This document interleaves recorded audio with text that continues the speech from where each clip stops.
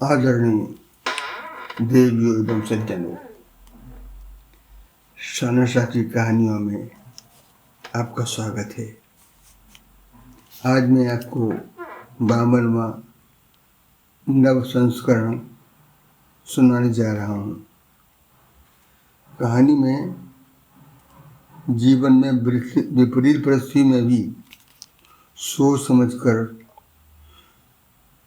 निर्णय लेने पर प्रकाश डाला गया है। यह audio podcast episode 52 new edition गुरुपा की स्मृति में उन्हें समर्पित किया गया है। आगे बहुत पूर्व की बात है। राजस्थान में नापासर एक जगह है। वहाँ किसान पति पत्नी रहते थे। एक बेटा हनुमान प्रसाद था जिसका विवाह कर दिया गया था।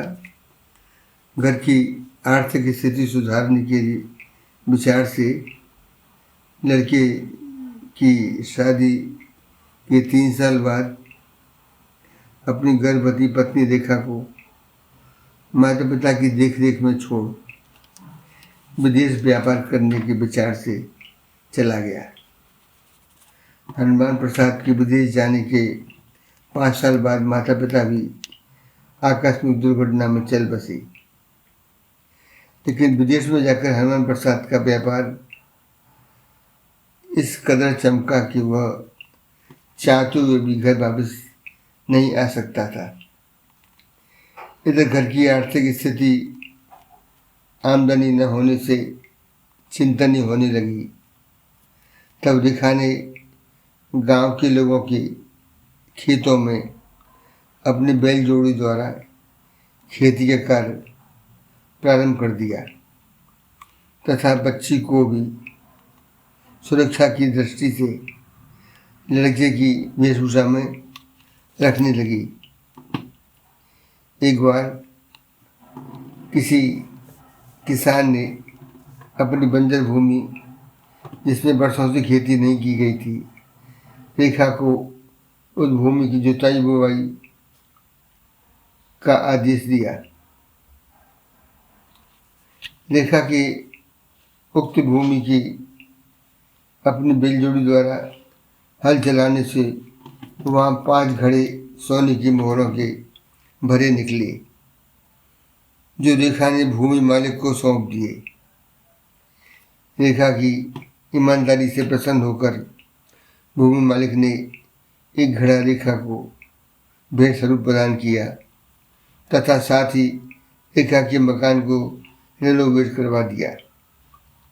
अब रेखा बहुत ठाट बाट से रहने लगी, यद्यपि पहले जैसे ही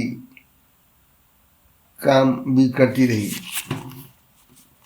इधर विदेश में लगभग 18 वर्ष बाद हनुमान प्रसाद का मन परिवार के पास जाने को हुआ। अतः कारोबार को वाइंडिंग कर पानी के जहाज द्वारा हिंदुस्तान को रवाना हुआ।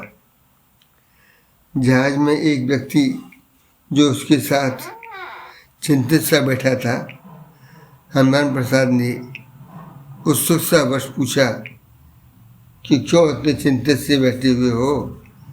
कोई परेशानी हो तो मुझसे शेयर कर सकते हो।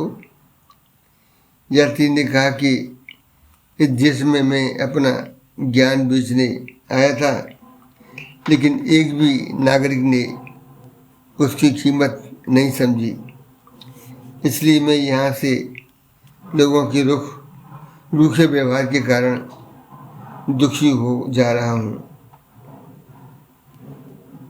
उस यात्री द्वारा देश की बुराई करते सुन हनुमान प्रसाद को बुरा लगा, क्योंकि वहाँ से उसने बहुत धन कमाया था।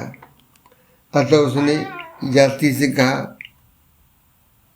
आप मुझे अपने ज्ञान बेच सकते हैं, कृपया कीमत बतलावें। यात्री ने बताया, एक ज्ञान की कीमत 200 सोने की मोहरें हैं।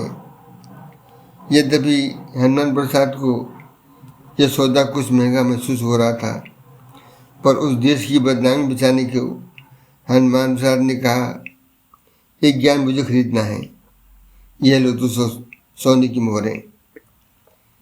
यात्री ने ज्ञान दिया कि कोई भी कार्य करने से पहले धैर्यपूर्वक 2 मिनट रुककर मनन करना। ज्ञान अनमोल है, इसलिए हनुमान प्रसाद ने डायरी में उक्त शब्द नोट कर लिए।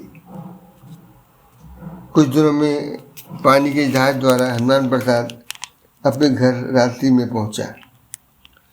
पत्नी को सरप्राइज देने के लिए चुपचाप घर में खिड़की के रास्ते प्रवेश किया तो अपने बेडरूम में पत्नी को पलंग पर किसी अन्य युवा के साथ सोते देखा,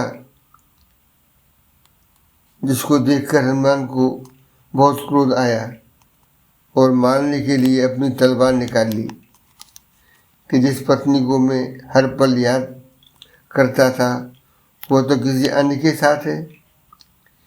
लेकिन उसी समय उसे यात्री वाला ज्ञान याद आ गया, अतः तलवार वापस म्यान में रखते वक्त किसी बर्तन से टकराने से बर्तन गिर गया, जिसकी आवाज़ से पत्नी जाग गई।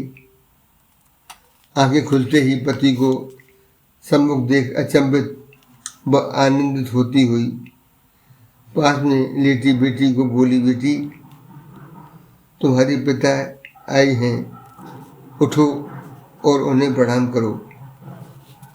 बेटी को प्रणाम करते वक्त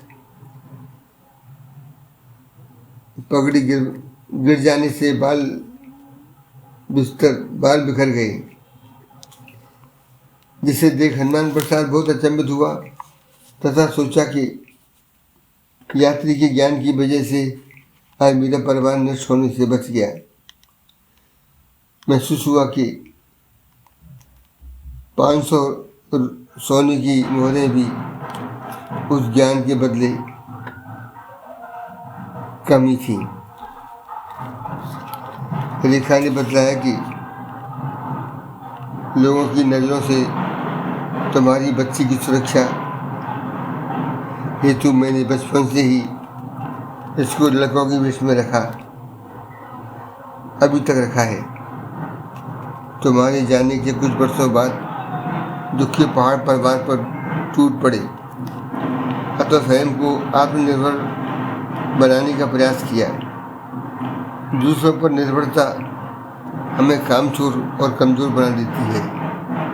अपनी सोच बदली, सोचा जीवन में सफल होना है तो आत्मनिर्भर बनना है। आज पुरुषार्थ से के कारण ही जीवन सफलतापूर्वक जी रही हूँ। बंधुओं, मेरी कहानी कैसी लगी?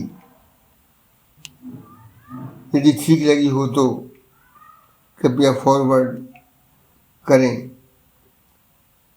लाइक या सब्सक्राइब आपके निर्णय पर है।